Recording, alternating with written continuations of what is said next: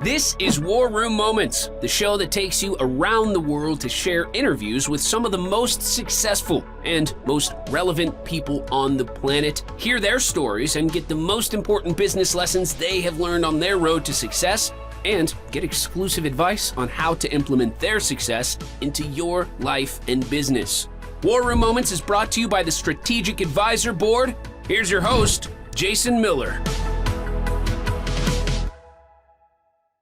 Hey folks, welcome to today's episode of War Room Moments. Today I have Mindy on the call. Welcome to the show, Mindy. Thank you so much. Thanks for having me here, Jason.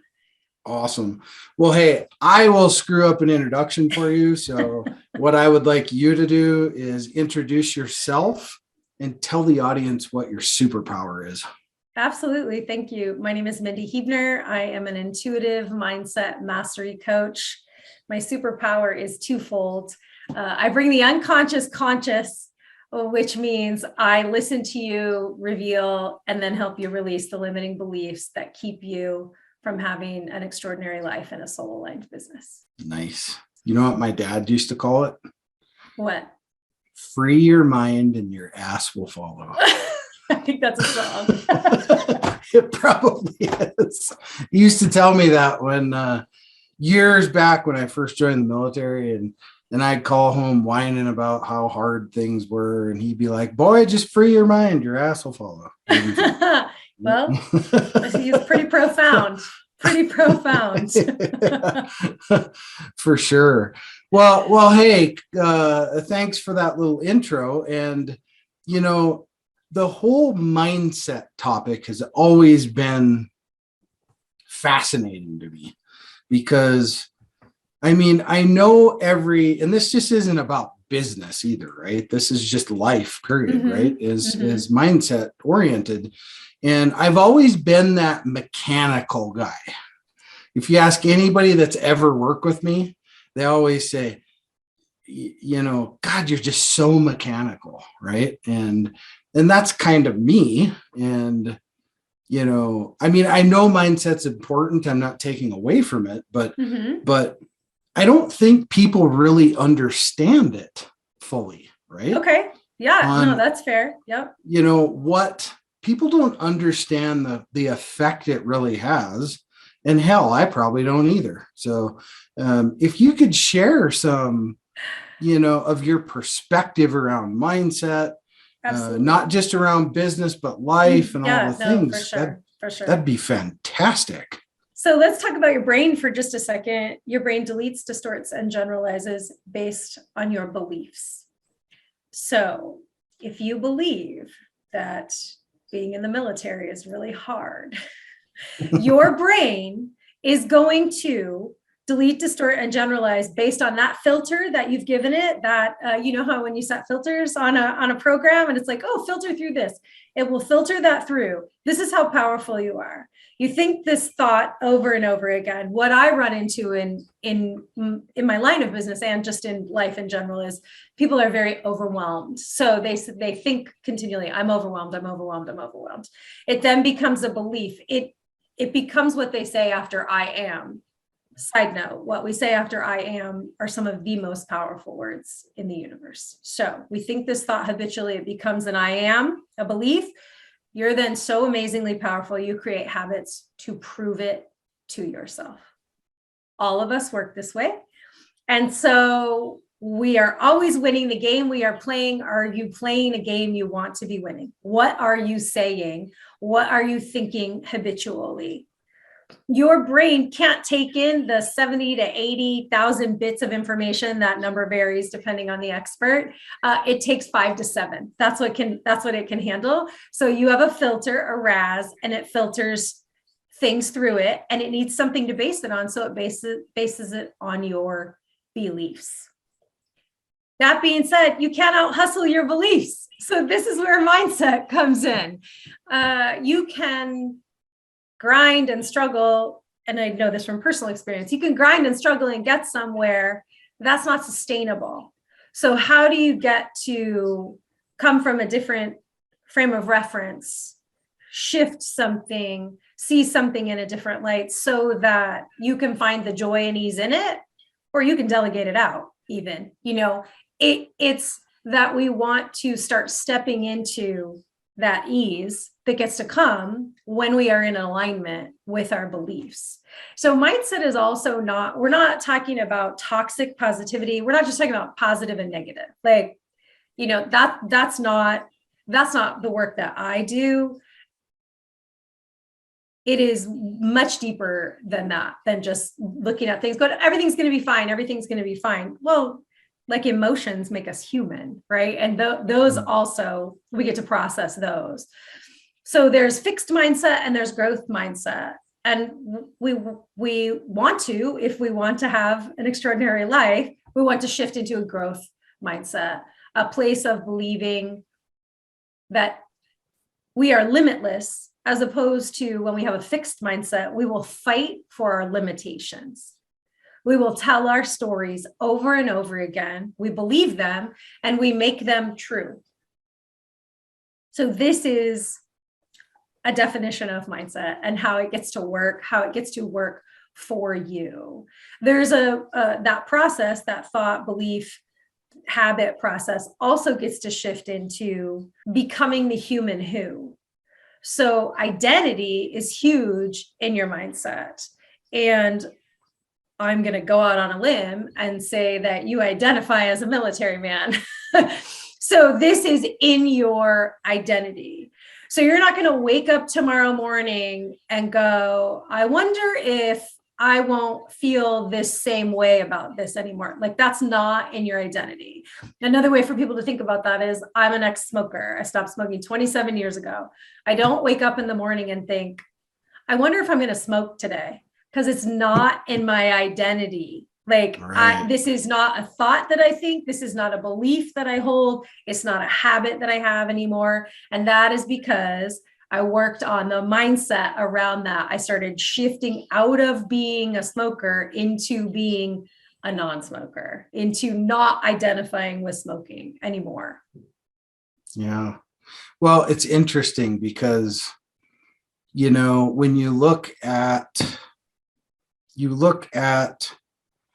how, I don't really know what to call it, not feel sorry for yourself necessarily, but I call it the sheep's mindset, right? Okay. It's that, especially in leadership, right? It's like, if an employee would ever say, right? So it's kind of shifting away from the business into just maybe the employee mindset, right? Okay. Of I don't think my leader is leading me the way I want to be led. Okay. Right. I call that sheep's mindset, right? Because that's a very following mindset, like lead me where I need to go, because I don't want to have a brain. I don't want to think or anything like that. Okay. And I think you see a lot of that in the employee mentality, but then you see the secondary cause and effect of that, really from the leadership perspective, because then, like today, right, we're dealing with this whole weird kind of employee type stuff going on right now. Mm-hmm. And business owners are having a hell of a time trying to figure out how to process that, right? How to deal with that, the whole idea of the Great Resignation and all this stuff, right? Mm-hmm. And dealing with all that. So I guess in that vein, right? What are you seeing with the clients you work with, so on and so forth, when it comes to dealing with these like very multifaceted mindset shift things because of where we are today? Sure. Because it is no longer what it was 2.5, 3 years ago. Right. So I'm going to tell you two things. One, I'm going to tell you about a client that came to me COVID because her brick and mortar shut down. Sure. Perfect. Now what? You talked earlier, we chatted before this, you talked about companies pivoting in a way that they never would have thought about pivoting. Well, she knew she needed to pivot online, and yet her mindset was such that I can't do that. I don't know how to teach online. I don't know how to do things online. I only know how to do things in person. Well, we know that's not true. Like, this is a limiting belief that she felt like was a fact. This is a fact. I don't know how to do it. So we got to get curious. And this is really important too, getting curious. We're not going to shame. We're not going to guilt ourselves. We're not going to coulda, woulda, shoulda. Let's get curious about what gets to open up for me if I start believing that something else is possible. And so this is where you start a mind shift. What are the gains? A mindset shift. What are the gains and what are the losses? Well, what are the gains in just trying on an online business for size? And what are the losses? My brick and mortar's closed. So like, that's a done deal, right? New York City. She was in New York City, done. Through our work together, and then I'll give you the other example that also contributes to her and everyone else. We started doing those shifts. We started opening up. I call it cast the vision and then you cast the vote. So who do you want to be? Ultimately, what kind of business do you want? Well, I want a $1 million online business. Okay, great. Let's start showing up as her. Like, start casting the votes for this identity, for this vision that you've cast. So what I told her and what I tell everyone, we can live at cause or we can live at effect. When we live at effect, we get a list of excuses about why things don't go the way that we want them to go, about why employees don't want to work for us, and we're pointing our finger, we're blaming everything. We're blaming the economy, we're blaming the Great Resignation. We're doing all of these things. Essentially, what we're doing is giving away our power. When we shift from effect over to living at cause and being at cause, we get a list of results. We might not like them. They might not be the results we want. However, we are standing in our power enough to know, I got those results. I can get better results. I can be willing to change. I can check the data. I can check in. Am I taking the action that actually needs to be taken in order to create the results that I want?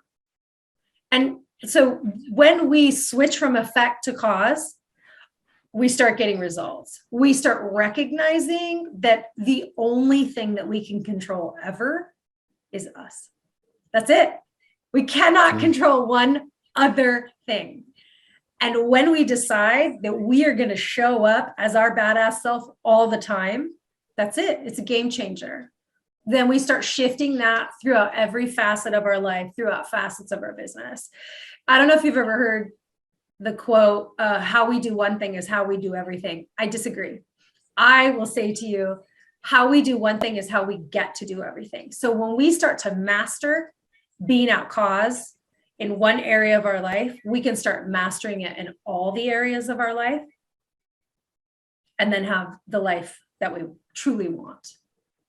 Yeah. I have found, or I think most people sometimes find themselves in the excuse bucket, right? So, I try to wake up every day and I tell myself, I look in the mirror I do this literally. I'm not even kidding. I look in the mirror every day at myself and I tell myself, today you're not going to make any excuses. You're going to do nothing but make progress. And that's it. And I do that every single morning. Awesome. So that's a form of affirmation. You're doing absolutely. affirmations. I love affirmations. Our affirmations help rewire our brain. I love a well-placed affirmation. They are very, very, very useful. Yep, for sure. So, well, if you didn't catch, just for the audience's sake, if you didn't catch a few of those little nuggets in there, you just weren't paying attention about what she was talking about, because there's a lot of power in those. I often tell people that words mean things and a lot of words can mean nothing, right? So if you catch the little things, those are the big things. So hopefully they caught some of those in there. Interestingly enough, kind of talking in this mindset realm, it kind of brings us into, as business owners, we all have struggles. I mean, Mhm. period. If you say you've never had one, well, you're lying. I mean, that's impossible. I don't care if I guarantee you Jesus had struggles, right? So, well, Yeah, clearly. he had to deal with, yeah, aside from the one major struggle. Yeah, Right? he had to deal with, yeah, Uh, exactly. I'd say he had a few struggles. a few, right? So we all go through them. And, part of the reason we started this podcast, like we talked about before we hit record, was, how we can help the younger generation, right? So if you were to go back and talk to your younger self when you got started and go, hey, look, this is going to be a struggle. This is how I fixed it, right? Yes. So you don't have to take that arrow, right? Mhm. What would be one that you think would be real valuable to a CEO, a young 24-year-old CEO that's just starting today? Yeah, my own personal struggle, you can't out hustle your beliefs. What I would have told myself was rest is not lazy. I am extremely driven and extremely forward progress oriented. And resting meant lazy to me. So I was constantly achieving and extremely successful and exhausted and didn't realize what was happening. The model of everything around me was like, work harder, keep working. If you want something, you have to work harder. And while I'm not saying like working hard gets to be something that you do, it also doesn't need to kill you. What happened was I was actually lowering my productivity by the constant grind and hustle. I do not subscribe to you'll sleep when you're dead. That's a lie for me, and I won't perpetrate it. Our bodies and our focus and our genius all needs rest, and rest breeds productivity. And so my advice to the young CEO is don't buy into the lie that resting is lazy.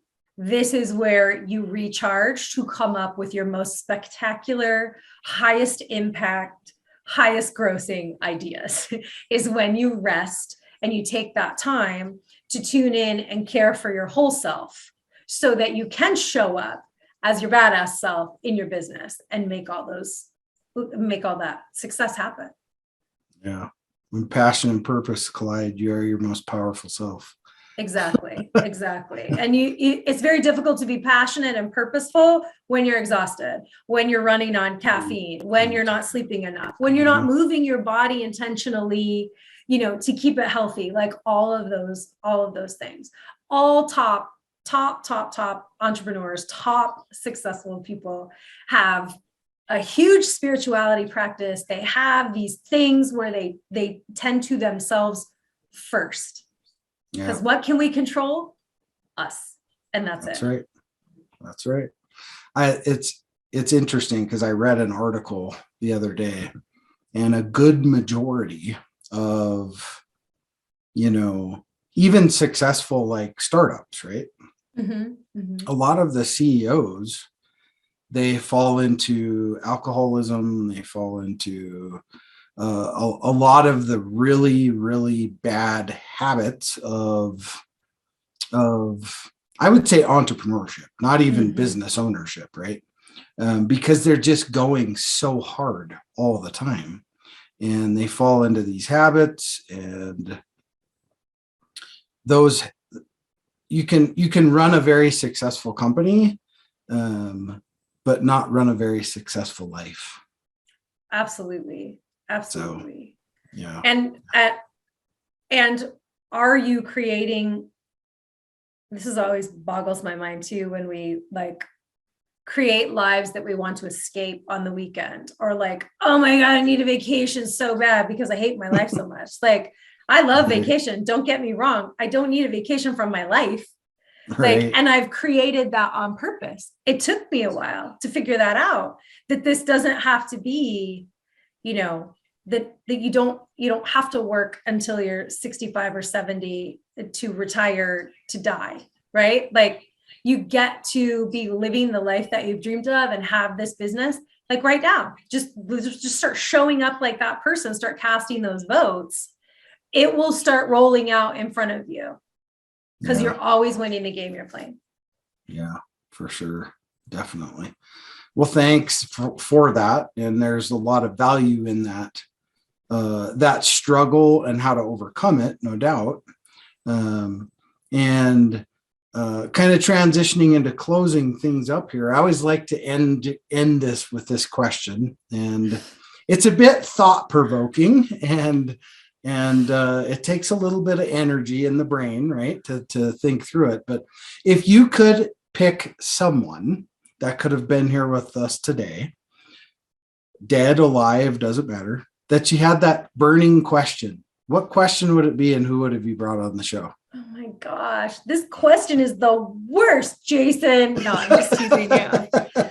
I could, I'm actually a super deep person, but I'm not going to get deep and profound on this because I could go really deep. I love James Clear, and he wrote Atomic Habits, and it is, I love it, and I reread it every year. And I don't even know what question I would ask him necessarily. I would just want him to just like sit and impart a little bit of wisdom. Like, tell us the one thing that we need to know, James, about, like, he has created this following. He has this, Simon Sinek, What's Your Why? Like, which is now shifted into something else, right? Like James Clear, Atomic Habits, like creating this movement that has surpassed him. That like, how do we get to do that, James? Because he's done it, and I think he's amazing. Like, so that would be like, give us that wisdom. How do we all get to start our own little, revolution? Mine is rewire the brain. Like, this is my 3-word revolution that I want to be a movement that goes on without me. How do we get to do that? Yeah. I call it the footprint. That's what I call it. For sure. I call it leaving a footprint behind.